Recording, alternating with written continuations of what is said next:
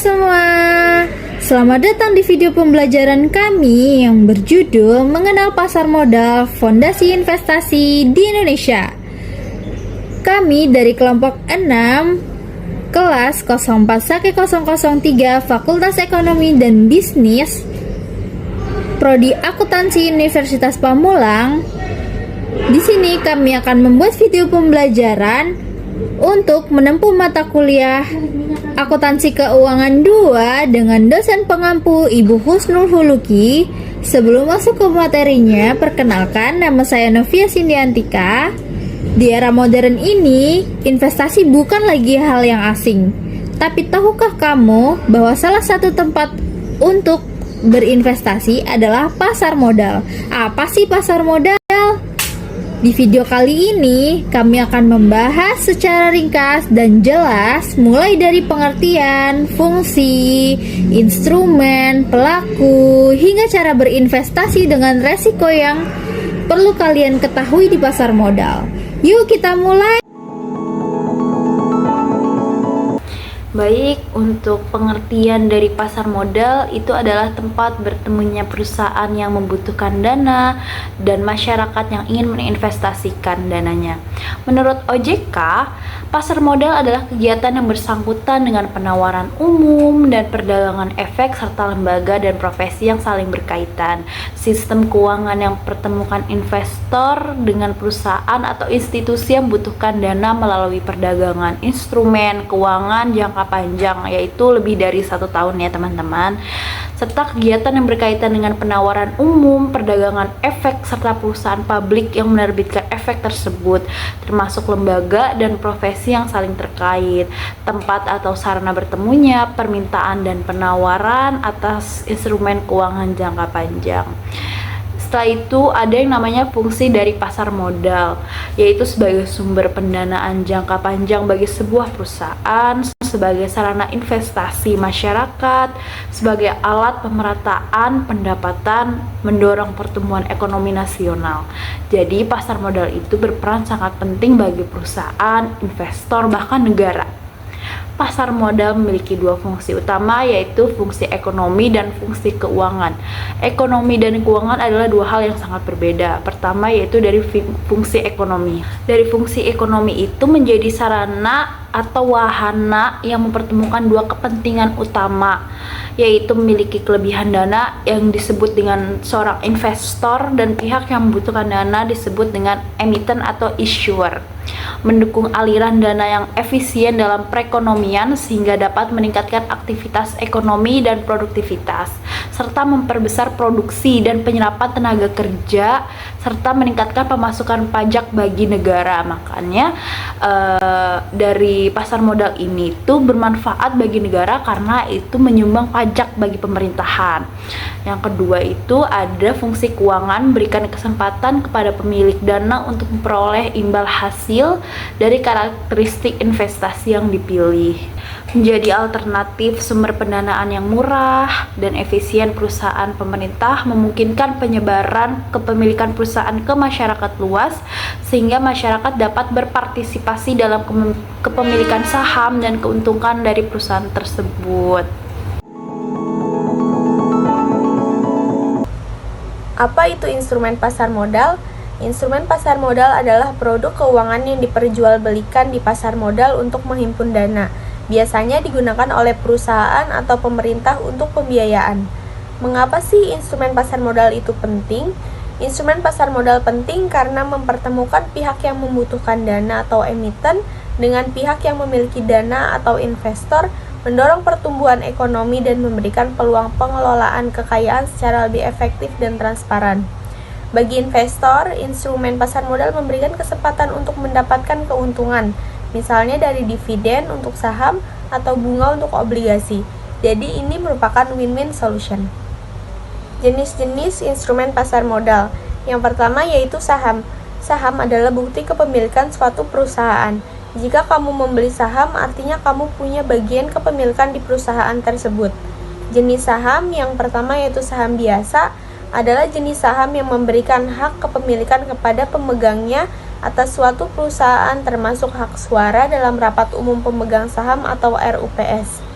Yang kedua adalah saham preferen, yaitu jenis saham yang memiliki keistimewaan tertentu terutama dalam hal pembagian dividen dan hak atas aset saat likuidasi. Jenis yang kedua yaitu obligasi. Obligasi adalah surat utang yang diterbitkan oleh perusahaan atau pemerintah untuk mendapatkan dana. Investor yang membeli obligasi pada dasarnya meminjamkan uang ke penerbit obligasi.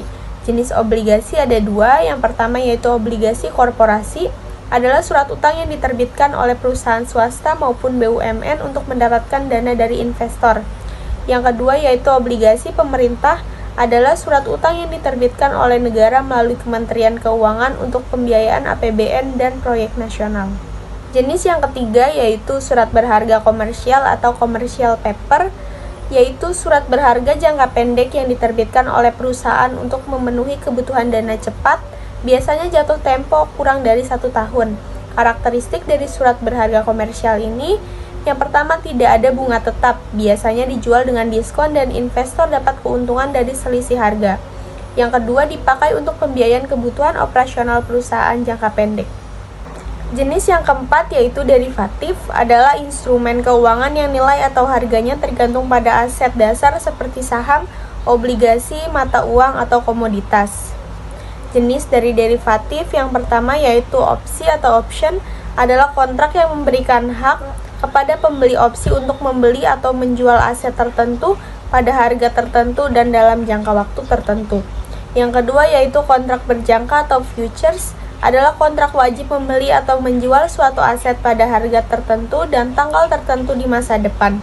Kontrak ini mengikat kedua belah pihak. Yang ketiga yaitu swap, adalah perjanjian antara kedua belah pihak untuk menukar arus kas atau kewajiban keuangan di masa depan berdasarkan nilai pokok tertentu. Bagaimana sih cara kerja instrumen pasar modal? Contohnya, misal sebuah perusahaan ingin menerbitkan saham perdana. Perusahaan akan bekerja sama dengan underwriter atau perusahaan sekuritas untuk membantu proses penawaran saham ke publik. Investor yang tertarik akan membeli saham tersebut dan dana hasil penjualan saham akan masuk ke perusahaan. Untuk obligasi, perusahaan menerbitkan obligasi dengan nilai nominal dan tingkat bunga tertentu. Investor membeli obligasi tersebut dan perusahaan berkewajiban membayar bunga secara berkala dan mengembalikan pokok saat jatuh tempo. Apa sih keuntungan investasi di instrumen pasar modal? Yang pertama yaitu capital gain, merupakan keuntungan yang diperoleh ketika harga jual instrumen lebih tinggi dari harga belinya. Yang kedua yaitu dividen atau bunga, di mana dividen sendiri yaitu pembagian keuntungan perusahaan kepada pemegang saham, dan bunga merupakan imbal hasil bagi pemilik obligasi. Yang ketiga yaitu likuiditas tinggi, saham dan obligasi yang tercatat di bursa dapat dengan mudah diperjualbelikan sehingga investor dapat masuk dan keluar dengan fleksibel. Yang keempat yaitu diversifikasi portofolio. Investor bisa memilih berbagai macam instrumen untuk mengelola risiko dan meningkatkan potensi imbal hasil. Yang kelima yaitu akses ke perusahaan besar. Investor bisa ikut memiliki perusahaan besar seperti BRI, Telkom, atau Unilever hanya dengan membeli sahamnya di pasar modal. Yang selanjutnya adalah risiko investasi di instrumen pasar modal. Yang pertama yaitu capital loss, merupakan kebalikan dari capital gain di mana rugi karena harga jual lebih rendah dari harga beli.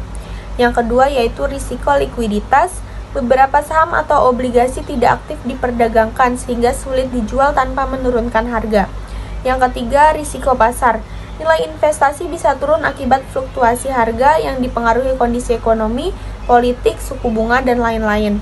Yang keempat yaitu risiko gagal bayar atau default, terjadi pada instrumen utang atau obligasi ketika penerbit gagal membayar bunga atau pokok utangnya.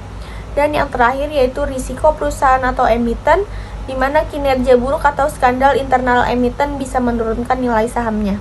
Kesimpulannya, instrumen pasar modal adalah alat penting yang menghubungkan kebutuhan dana perusahaan dengan dana dari investor.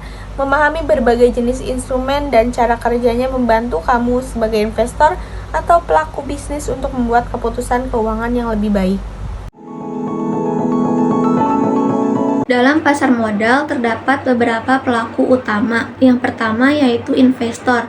Investor ini individu atau institusi yang menanamkan dana di pasar modal dengan tujuan memperoleh keuntungan baik melalui kenaikan harga efek maupun dividen atau pembagian laba perusahaan.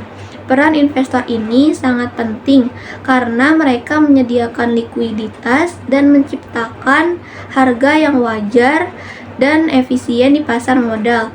Kemudian ada emiten. Emiten ini yaitu perusahaan atau entitas yang menerbitkan dan menawarkan efek seperti saham, obligasi, atau instrumen lain kepada publik melalui pasar modal. Tujuannya mendapatkan dana untuk ekspansi, pengembangan usaha, atau kebutuhan lain. Kemudian ada Bursa Efek Indonesia, yaitu lembaga yang mengelola dan menyediakan sarana perdagangan efek di Indonesia. Berfungsi sebagai tempat bertemunya penawaran dan permintaan efek dan memastikan perdagangan sebagai berjalan transparan, adil, dan teratur. Selanjutnya ada Otoritas Jasa Keuangan, yaitu lembaga independen yang mengatur dan mengawasi seluruh kegiatan di sektor jasa keuangan, termasuk pasar modal. Fungsinya seperti pembuatan regulasi, pengawasan terhadap pelaku pasar, pembinaan dan perlindungan konsumen. Selanjutnya ada Kustodian Sentral Efek Indonesia yang bertanggung jawab atas penyimpanan dan penyelesaian transaksi efek secara elektronik di pasar modal Indonesia. Kustodian Sentral Efek Indonesia menyediakan jasa kustodian sentral, memastikan proses penyelesaian transaksi berjalan efisien dan aman, serta mengelola identitas tunggal investor melalui Single Investor Identification. Yang terakhir ada perusahaan efek atau sering disebut sekuritas, yaitu perantara yang menghubungkan investor dengan pasar modal dan emiten. Fungsi perusahaan efek meliputi broker atau perantara pedagang efek yang meneruskan order jual beli efek dari investor ke bursa. Kemudian ada underwriter atau penjamin emisi yang membantu emiten dalam proses penawaran umum perdana atau IPO. Kemudian ada manajer investasi yang mengelola portofolio investasi kolektif seperti reksadana. Contoh alur kerjanya, emiten menerbitkan saham via Bursa Efek Indonesia dengan bantuan perusahaan efek. Investor membeli saham melalui broker, lalu kepemilikan dicatat oleh Kustodian Sentral Efek Indonesia. Selanjutnya seluruh proses diawasi oleh OJK untuk memastikan kepatuhan hukum. Pentingnya peran masing-masing pelaku. Tanpa investor tidak ada likuiditas, tanpa emiten tidak ada instrumen investasi, tanpa regulator OJK resiko manipulasi meningkat. Kemudian tanpa Kustodian Sentral Efek Indonesia transaksi tidak efisien. Dengan kolaborasi ini, pasar modal Indonesia dapat berfungsi sebagai sarana penggalangan dana dan peningkatan kesejahteraan masyarakat.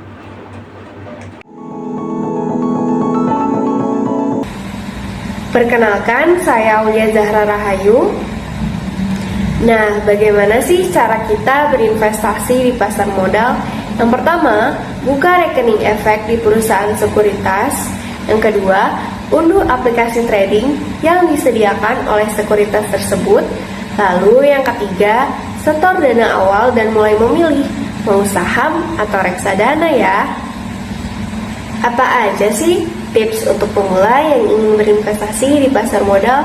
Pertama, mulailah dari jumlah yang kecil. Kedua, kenali profil risiko pribadi. Ketiga, pelajari laporan keuangan emiten. Dan yang terakhir, jangan ikut-ikutan tanpa analisis terlebih dahulu. Dengan pengetahuan yang cukup, kita bisa menjadi investor cerdas. Perkenalkan, saya Siska Yulianti. Selanjutnya ada manfaat dan resiko pasar modal. Manfaat pasar modal antara lain yang pertama, potensi imbal hasil lebih tinggi dibandingkan dengan tabungan. Yang kedua, ada dividen dari saham atau kupon dari obligasi. Yang ketiga, membantu perusahaan terus berkembang.